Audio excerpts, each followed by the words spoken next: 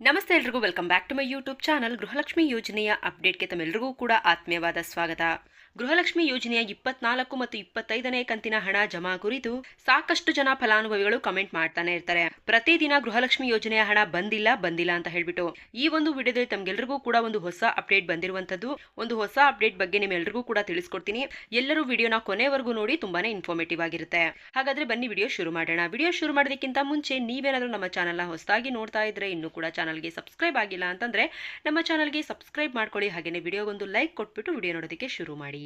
ನೋಡಿ, ಮೊದಲಿಗೆ ಗೃಹಲಕ್ಷ್ಮಿ ಯೋಜನೆಯ 25ನೇ ಕಂತಿನ ಹಣವನ್ನ ಹೊಸ ವರ್ಷದ ಪ್ರಯುಕ್ತ ಜಮಾ ಮಾಡ್ತೀವಿ ಅಂತ ಹೇಳ್ಬಿಟ್ಟು ಸರ್ಕಾರದವರು ತಿಳಿಸ್ಕೊಟ್ಟಿದ್ರು. ಅದೇ ರೀತಿ ಕೆಲವರಿಗೆ ಹಣ ಬಂದು ಜಮಾ ಆಗಿದೆ. 24ನೇ ಕಂತಿನ ಹಣ ಪೆಂಡಿಂಗ್ ಇತ್ತು, ಆ ಒಂದು ಹಣ ಬಂದು ಜಮಾ ಆಗಿದೆ.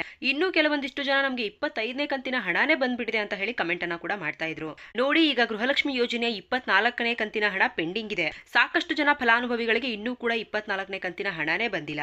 24 ಮತ್ತೆ 25ನೇ ಕಂತಿನ ಗೃಹಲಕ್ಷ್ಮಿ ಯೋಜನೆಯ ಹಣವನ್ನ ಜಮಾ ಮಾಡ್ಲಿಕ್ಕೆ ಸರ್ಕಾರ ಒಂದು ಸಿದ್ಧತೆಯನ್ನ ನಡೆಸಿಕೊಂಡಿತ್ತು. 24ನೇ ಕಂತಿನ ಪೆಂಡಿಂಗ್ ಹಣ ಹಾಗೇನೆ ಗೃಹಲಕ್ಷ್ಮಿ ಯೋಜನೆಯ 25ನೇ ಕಂತಿನ ಹಣ ಏನಿದೆ ಅದನ್ನ ಈ ಒಂದು ಹೊಸ ವರ್ಷದ ಪ್ರಯುಕ್ತ ಫಲಾನುಭವಿಗಳ ಖಾತೆಗಳಿಗೆ ಜಮಾ ಮಾಡಬೇಕು ಅಂತ ಹೇಳಿ ಸರ್ಕಾರ ಸಿದ್ಧತೆಯನ್ನ ನಡೆಸಿಕೊಂಡಿತ್ತು.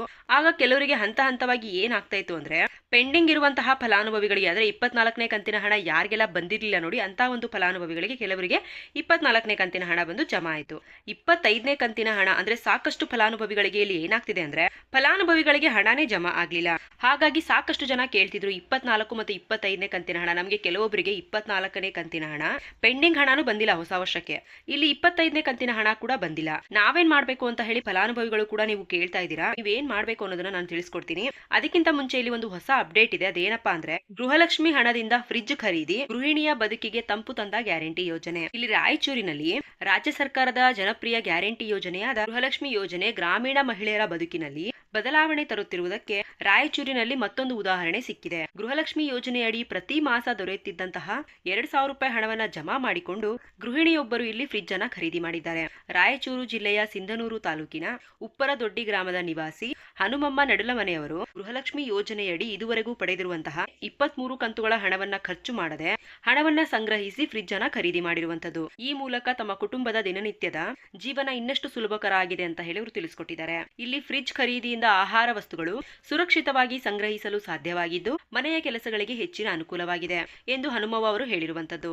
ಗೃಹಲಕ್ಷ್ಮಿ ಯೋಜನೆ ಮಹಿಳೆಯರ ಬದುಕಿಗೆ ಒಂದು ದೊಡ್ಡ ಬದಲಾವಣೆ ತಂದಿದೆ ಎಂದು ಅವರು ಇಲ್ಲಿ ಒಂದು ಸಂತಸವನ್ನ ವ್ಯಕ್ತಪಡಿಸಿದ್ದಾರೆ. ಈ ಸಂದರ್ಭದಲ್ಲಿ ಮುಖ್ಯಮಂತ್ರಿ ಸಿದ್ದರಾಮಯ್ಯ ಅವರು ಹಾಗೇನೆ ಉಪಮುಖ್ಯಮಂತ್ರಿಗಳಾದ ಡಿ.ಕೆ. ಶಿವಕುಮಾರ್ ಅವರು ಹಾಗೂ ಸಚಿವೆ ಲಕ್ಷ್ಮಿ ಹೆಬ್ಬಾಳ್ಕರ್ ಅವರು ಅವರಿಗೆ ಹನುಮವ್ವ ಅವರು ಕೃತಜ್ಞತೆಯನ್ನ ಸಲ್ಲಿಸಿರುವಂತದ್ದು. ನೋಡಿ, ಇಲ್ಲಿ ಗೃಹಲಕ್ಷ್ಮಿ ಯೋಜನೆಯ ಹಣದಿಂದ ಸಾಕಷ್ಟು ಉಪಯೋಗಗಳು ಕೂಡ ಆಗ್ತಾ ಇರುವಂತದ್ದು. ಇಲ್ಲಿ ಕೆಲವರು ಫ್ರಿಡ್ಜ್, ವಾಷಿಂಗ್ ಮಿಷಿನ್ ಈ ರೀತಿಯಾಗಿ ಎಲ್ಲ ಹಣವನ್ನ ಬಳಸ್ಕೊತಾ ಇದ್ದಾರೆ. ಆದ್ರೆ ಇಲ್ಲಿ ಕೆಲವೊಂದಿಷ್ಟು ಅನಾನುಕೂಲಗಳು ಕೂಡ ಆಗ್ತಾ ಇದಾವೆ.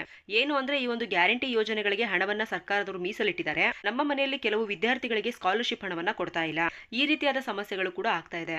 ಇಲ್ಲಿ 24, 25ನೇ ಕಂತಿನ ಹಣ, ಇಲ್ಲಿ ಯಾರಿಗೆಲ್ಲ 24ನೇ ಕಂತಿನ ಹಣ ಬಂದಿದೆ ನೀವೆಲ್ಲ ಖುಷಿಯಾಗಿದ್ದೀರಾ?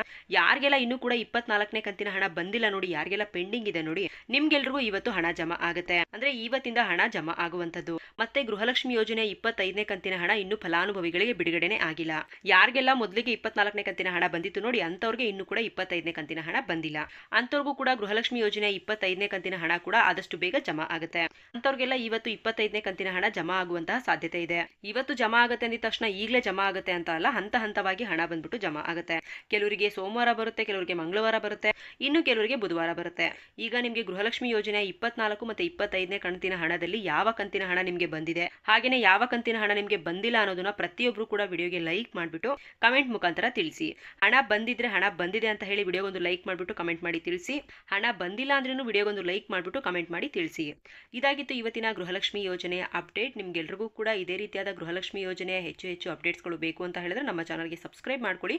ಹಾಗೇನೆ ವಿಡಿಯೋಗೊಂದು ಲೈಕ್ ಮಾಡಿ. ಹಾಗೇನೆ ಕೊನೆವರೆಗೂ ಯಾರೆಲ್ಲ ವಿಡಿಯೋ ನೋಡಿದ್ರು ಅವ್ರಿಗೆಲ್ಲರಿಗೂ ಕೂಡ ಧನ್ಯವಾದಗಳು.